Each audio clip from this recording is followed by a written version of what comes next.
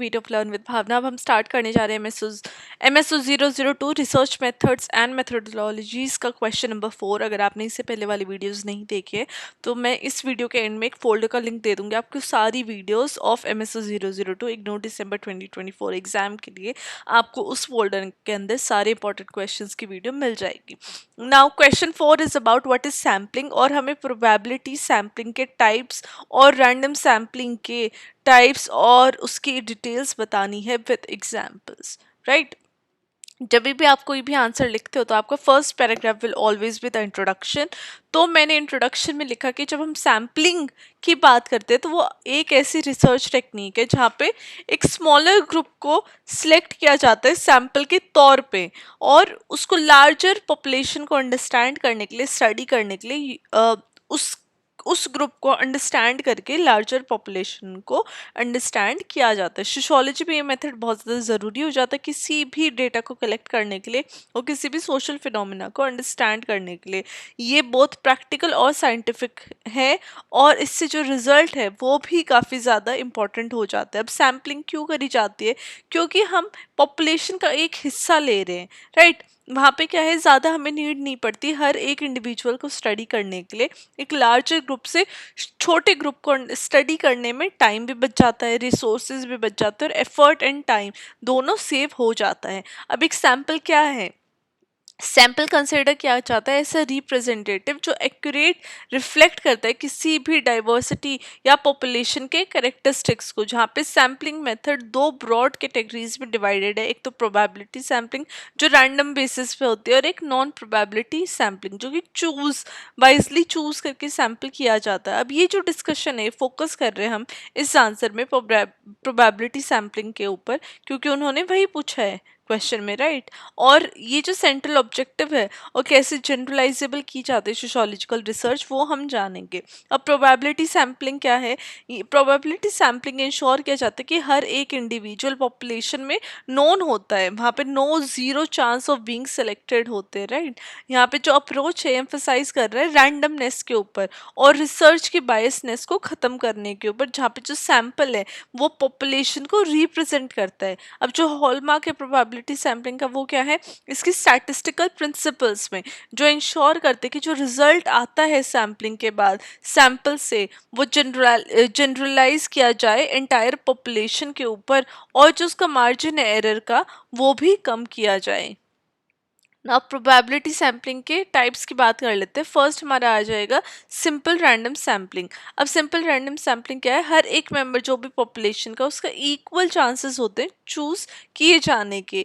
जो रिसर्चर है वो रैंडम नंबर्स जनरेट करता है, लॉटरी सिस्टम यूज करता है और कंप्यूटर सॉफ्टवेयर के थ्रू पार्टिसिपेंट को सिलेक्ट कर रहा है। अब फॉर एग्जाम्पल एक सोशियोलॉजिस्ट स्टूडेंट की सेटिस्फैक्शन को अंडरस्टैंड करना चाहते हैं यूनिवर्सिटी के अंदर, तो वो एक नंबर असाइन कर देगा हर एक स्टूडेंट को, फिर एक रैंडम नंबर चूज करेगा सॉफ्टवेयर से with the help of computer, and then उन 100 स्टूडेंट्स को सर्वे के लिए सिलेक्ट कर लेगा। तो ये रैंडम सैम्पलिंग बिल्कुल सिंपल वेज में रैंडम सैम्पलिंग का जो फर्स्ट पार्ट था वो देखा हमने। इसकी स्ट्रेंथ क्या है? एक तो ईजी टू इम्प्लीमेंट होती है, सिलेक्शन बायसनेस जो है रिसर्चर के वो कम हो जाते हैं, लेकिन जो इसकी लिमिटेशन है वो क्या है कि ये इसको रिक्वायर्ड होता है कंप्लीट लिस्ट ऑफ पॉपुलेशन जो मे बी ऑलवेज फीजिएबल ना हो, ऑलवेज रेडिली वो सैम्पल्स या वो लोग अवेलेबल ना हो। सेकंड आ जाएगा सिस्टमैटिक सैम्पलिंग। अब सिस्टमैटिक सैम्पलिंग को रेगुलर इंटरवल्स पे चूज किया जाता है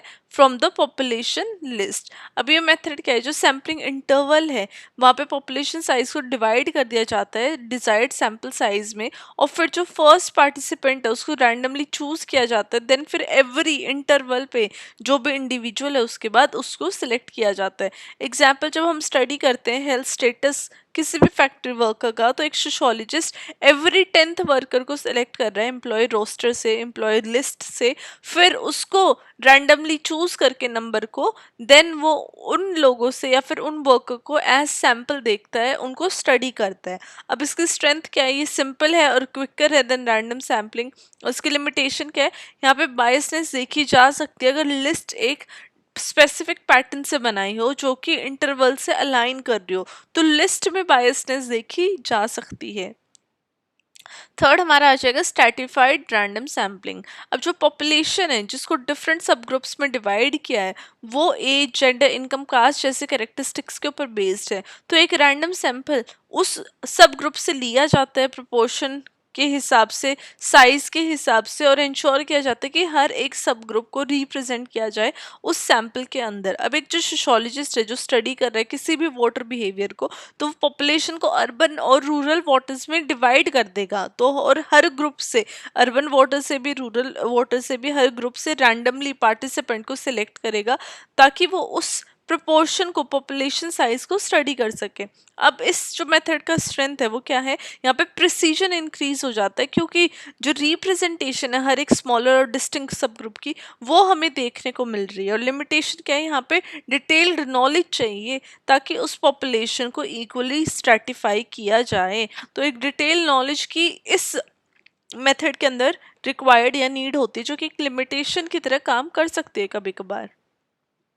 फोर्थ हमारा आ जाएगा क्लस्टर सैम्पलिंग। अब क्लस्टर सैम्पलिंग क्या है, जो पॉपुलेशन है उसको क्लस्टर्स में डिवाइड किया जाता है ज्योग्राफी या फिर नेचुरल ग्रुपिंग्स के बेस पे। अब क्लस्टर को रैंडमली सिलेक्ट किया जाता है और हर इंडिविजुअल्स को चूज किया जाता है उस क्लस्टर के अंदर, रैंडम सैंपल ऑफ इंडिविजुअल्स के अंदर, और देन फिर उन क्लस्टर के बेसिस पे उन लोगों को स्टडी किया जाता है। एग्जाम्पल, एक रिसर्चर जो स्टडी कर रहा है एजुकेशनल इनइक्वालिटी को, वो रैंडमली 5 डिस्ट्रिक्ट को सिलेक्ट कर ले और फिर स्टेट और का सर्वे करे स्कूल का उन डिस्ट्रिक्ट के अंदर, राइट। अब इसका स्ट्रेंथ क्या है, ये कॉस्ट इफेक्टिव है लार्ज पॉपुलेशन के लिए, वो जो कि एक वाइड एरिया के ऊपर स्प्रेड हो। और लिमिटेशन ये है कि रिजल्ट कई बार लेस प्रिसाइज हो सकते हैं अगर क्लस्टर्स होमोजीनियस ना हो। तो एक क्लस्टर का जो सिमिलैरिटीज अगर वो ना हो उसके अंदर, तो रिजल्ट कई बार लेस प्रिसाइज देखने को मिल सकते हैं। तो होमोजीनियस ग्रुप्स होना बहुत ज़्यादा ज़रूरी है ताकि एक जो प्रिसीजन से जो रिजल्ट है वो आए। फिफ्थ हमारा टाइप आ जाएगा मल्टी स्टेज सैम्पलिंग। अब जितने भी जो मल्टीपल सैम्पलिंग मेथड्स को जब हम कंबाइन कर देते हैं तो रिसर्चर इन क्लस्टर सैम्पलिंग को एक फर्स्ट स्टेज पे यूज़ करके फिर स्ट्रैटिफाइड सैम्पलिंग यूज़ करे या फिर सिंपल रैंडम सैम्पलिंग यूज़ करे सब्सिक्वेंट स्टेजेस पे। तो वहाँ पे ये जो मल्टी स्टेज सैम्पलिंग है उसको हम बोलते हैं डिफरेंट स्टेजेस पे डिफरेंट सैम्पलिंग मेथड्स यूज़ करना। अब फॉर एग्जाम्पल जब हम अर्बन पॉवर्टी को स्टडी कर रहे हैं इंडिया में, तो रिसर्चर पहले रैंडमली कोई भी सिटी सिलेक्ट कर लेगा, देन फिर उन सिटीज़ के अंदर वार्ड करेगा एंड फाइनली हाउस होल्ड को सिलेक्ट करेगा उन वार्ड एरियाज में, राइट। अब ये सूटेबल है मेथड लार्ज और कॉम्प्लेक्स पॉपुलेशन के लिए, लेकिन वहीं पे लिमिटेशन इसके आ जाएगी क्योंकि हमें कॉम्प्लेक्सिटी इंक्रीज होती हुई दिखती है और जो सैम्पलिंग एरर्स है मल्टीपल स्टेजेस में वो हमें देखने को मिल सकते हैं इस मेथड के अंदर। अब एडवांटेजेस क्या है प्रोबेबिलिटी सैम्पलिंग के, तो फर्स्ट हमारा आ जाएगा ऑब्जेक्टिविटी। यहाँ पे इंश्योर किया जाता है कि जो सैंपल है वो अनबायस्ड है और रिप्रेजेंटेटिव है। सेकेंड इज जनरलाइजेबिलिटी, जहाँ पे फाइंडिंग्स एक्सटेंड की जा सकती है इंटायर पॉपुलेशन के लिए विदाउट एनी नॉन एक्यूरेसी। रिप्रोडक्टिबिलिटी है जहाँ पे रिसर्चर रेप्लिकेट कर सकते हैं स्टडीज़ को और वैलिडेट कर सकते हैं रिजल्ट्स को।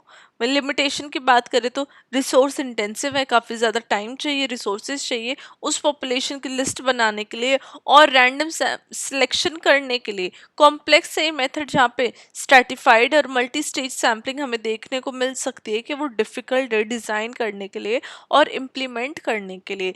जब हम सोशियोलॉजी के अंदर एप्लीकेशन की बात करते हैं तो प्रोबेबिलिटी सैम्पलिंग बहुत ज़्यादा यूज़ में आती है सोशियोलॉजिकल स्टडीज़ में ताकि सोशल पैटर्न और स्ट्रक्चर्स को स्टडी किया जाए।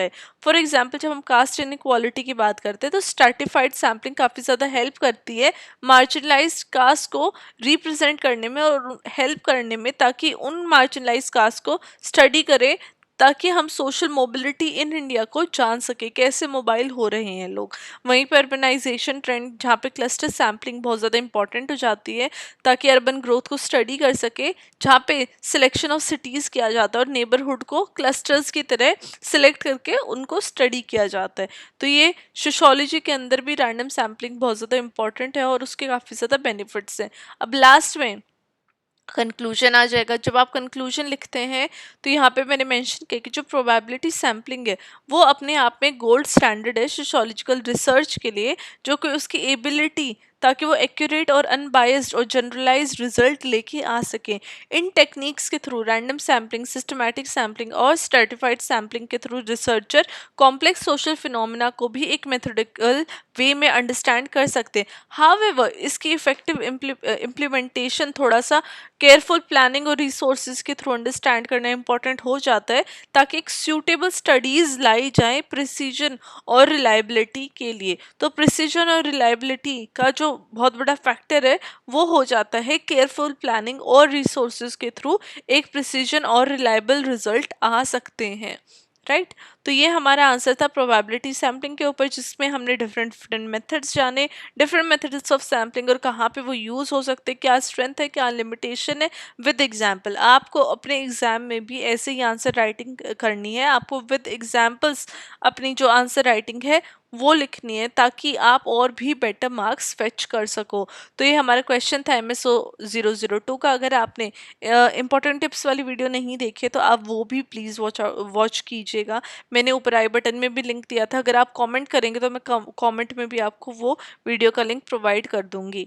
Now I will see you with question 5 of MSO 002. Till then, study well, study hard, and all the very best for your exam.